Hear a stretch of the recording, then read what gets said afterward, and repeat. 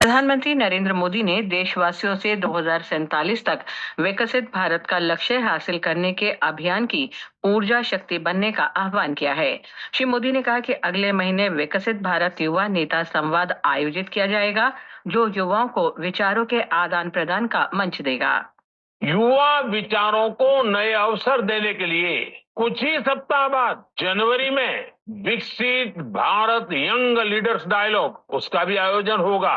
इसमें हमारे युवा विकसित भारत के संकल्प को पूरा करने के लिए अपने आइडियाज देंगे, अपने योगदान की रूपरेखा तैयार करेंगे। आप सभी युवा कार्यकर इससे भी जुड़ सकते हैं। प्रधानमंत्री कल शाम अहमदाबाद में बोचा सन्यासी अक्षर पुरुषोत्तम स्वामी नारायण संस्था के स्वयं सेवकों के निस्वार्थ सेवा के 50 वर्ष पूरे होने पर आयोजित कार्यकर सुवर्ण महोत्सव को वर्चुअली संबोधित कर रहे थे। उन्होंने कहा कि देशवासी कई राष्ट्र निर्माण गतिविधियों में भाग ले रहे हैं। विदेश मंत्री एस जयशंकर ने कहा है कि अमेरिकी डॉलर से प्रतिस्पर्धा के लिए नई ब्रिक्स करेंसी शुरू करने का कोई प्रस्ताव नहीं है। कतर में दोहा फोरम को संबोधित करते हुए उन्होंने कहा कि अमेरिकी डॉलर को कमजोर करने का ब्रिक्स देशों का कोई इरादा नहीं है। डॉक्टर जयशंकर ने यह भी कहा कि इस मुद्दे पर ब्रिक्स देश एक मत नहीं है। एक सप्ताह पहले ही अमेरिका के नवनिर्वाचित राष्ट्रपति डोनाल्ड ट्रंप ने साझा करेंसी योजना शुरू करने पर ब्रिक्स देशों को 100% सीमा शुल्क लगाने की चेतावनी दी थी। विदेश मंत्री एस जयशंकर मनामा संवाद में भाग लेने के लिए कल रात बहरीन की राजधानी मनामा पहुंचे। बहरीन के विदेश मंत्री डॉक्टर अब्दुल लतीफ बिन राशिद अल जायानी ने श्री जयशंकर की अगवानी। नई दिल्ली में भारत मंडपम में अष्टलक्ष्मी महोत्सव मनाया जा रहा है। इसका उद्देश्य पूर्वोत्तर भारत की सांस्कृतिक विविधता और विरासत को संरक्षित करना है। 3 दिन के इस कार्यक्रम का समापन आज हो। सीमा सुरक्षा बल आज जोधपुर में 60वां स्थापना दिवस मना रहा है। केंद्रीय गृह मंत्री अमित शाह कार्यक्रम के मुख्य अतिथि होंगे। पहली बार जोधपुर में सीमा सुरक्षा बल राजस्थान सीमांत मुख्यालय स्थापना दिवस परेड की मेजबानी कर रहा है।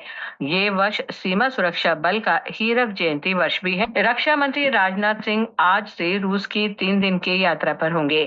इस दौरान वे मॉस्को में रूस के रक्षा मंत्री आंद्रे बेलेसोव के साथ सेना और सैन्य तकनीकी सहयोग पर भारत रूस अंतर सरकारी आयोग की 21वीं बैठक की सह अध्यक्षता करेंगे। दोनों नेता सैन्य और औद्योगिक सहयोग सहित दोनों देशों के रक्षा संबंधों की समीक्षा भी करेंगे। वाणिज्य और उद्योग मंत्री पीयूष गोयल आज मुंबई में नॉर्वे के राजदूत मे एलिन स्टेनर के नेतृत्व में नॉर्वे के उद्योग प्रतिनिधिमंडल से मिलेंगे। इस बैठक में मुख्य रूप से भारत और यूरोपीय मुक्त व्यापार संघ के देशों के बीच हाल में हुए मुक्त व्यापार समझौते पर चर्चा होगी। सीरिया में विद्रोही सेना ने प्रमुख शहर होम्स पर कब्जा करने के बाद राजधानी दमिश्क को घेरना शुरू कर दिया है। विद्रोहियों ने सरकारी सेना के खिलाफ हमला तेज कर दिया है और एक दिन में ही 4 शहरों पर कब्जा कर लिया है। इस बीच सीरिया राष्ट्रपति कार्यालय ने राष्ट्रपति बशर अल असद के दमिश्क छोड़ जाने की खबरों का खंडन किया है।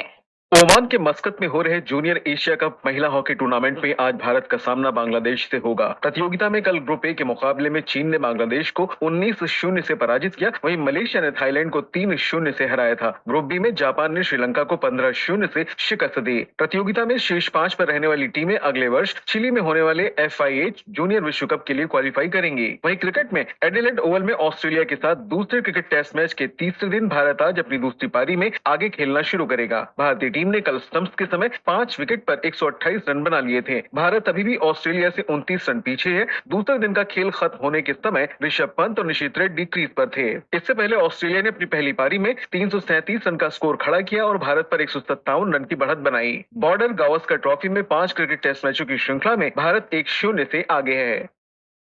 राष्ट्रीय राजधानी दिल्ली में वायु गुणवत्ता फिर खराब श्रेणी में आ गई है। आज सुबह 7 बजे वायु गुणवत्ता सूचकांक 263 दर्ज किया गया। अखबारों ने आज अलग अलग खबरों को प्राथमिकता दी है। केंद्र सरकार मैसेज की निगरानी पर लाएगी नए नियम।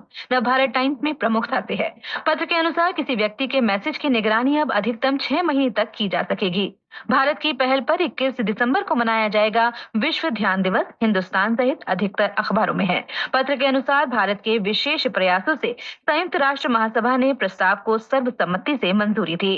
हवाई अड्डों पर लागू होंगे विश्व स्तरीय सुरक्षा मानक। अमर उजाला की खबर है। पत्र के अनुसार केंद्रीय औद्योगिक सुरक्षा बल ने आंतरिक गुणवत्ता नियंत्रण इकाई की स्थापना की। अनुभवी टीम की रहेगी नजर। दैनिक भास्कर की पहली खबर है, हिमाचल और उत्तराखंड में शुरू नहीं हुई बर्फबारी, कश्मीर लद्दाख में औसत भी नहीं। पत्र ने इसे बर्फ का सूखा बताते हुए लिखा है कि गंगा से लगे पहाड़ों पर बर्फ का स्तर पिछले साल की तुलना में 40% से कम। हिंदी सिनेमा के शोमैन राज कपूर की जन्म शताब्दी पर 135 थिएटर पर फिर रिलीज होगी राज कपूर की 10 सुपरहिट फिल्में। राजस्थान पत्रिका में प्रमुखता से है। पत्र कहता है ये उत्सव 13 से 15 दिसंबर तक रहेगा।